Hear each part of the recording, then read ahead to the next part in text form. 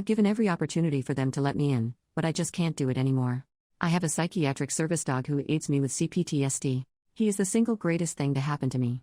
Not only did he save my life from myself, but he has made life livable. He can tell when I'm panicking and he knows pressure therapy to help me through an attack. He stops me from hurting myself in meltdowns, sits with me until the only noise I can hear anymore is his snoring on my lap. He allows me to go grocery shopping by myself. He is my soulmate, and anyone who knows me knows how important he is to me. My dating life isn't thriving, so I took a shot in the dark and asked my niece if she minded if I brought my service dog as my +1 for her wedding at the end of this month. I have to fly across the country to go, so I will be bringing him anyway since I cannot fly alone. I figured it couldn't hurt to see if he could not have to stay in the hotel all night. I do not technically need him for the event, since I'll know every guest, and I will be drinking pretty heavily to cope, but getting to spoil him with a bow tie, dancing, and steak sounded like the perfect reward for helping me on my flight. Several times, I emphasized that I understood it was an odd request, and she could say no if she wanted. She was emphatic that he could come.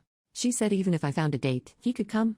I was so excited. For once, I felt seen, I felt cared about, I felt valued, and then I got a call from my dad. No one wanted to make things awkward, but the mother of the bride was not okay with a dog being at the venue.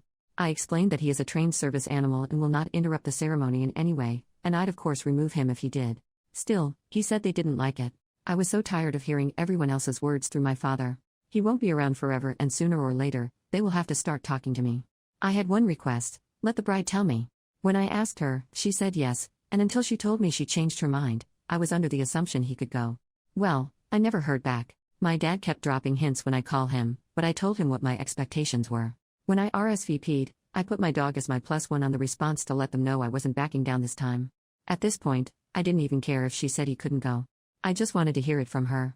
The next morning, I woke up to an email from my father. Not even a text, a dang email explaining that my niece didn't want to be the bad guy, but my dog was not welcome at the wedding. He said he was sorry, but he could still come with me to the hotel if I wanted. Something inside me broke, I think. I think I realized this is truly a helpless case. They are never going to respect me the way I crave them to. To this day, not one of our conversations has been started by them. I always initiate, and now, the one time I request a direct contact, I get an email. Family means everything to me. Over the last few years, I've redefined what a family can be, and if right now, my family needs to be a very damaged orphan and their service animal, I'm grateful I have that much. So, I'm going to the wedding, and then I'm never going to talk to any of them again. And the sad part is, I don't even think they're going to notice.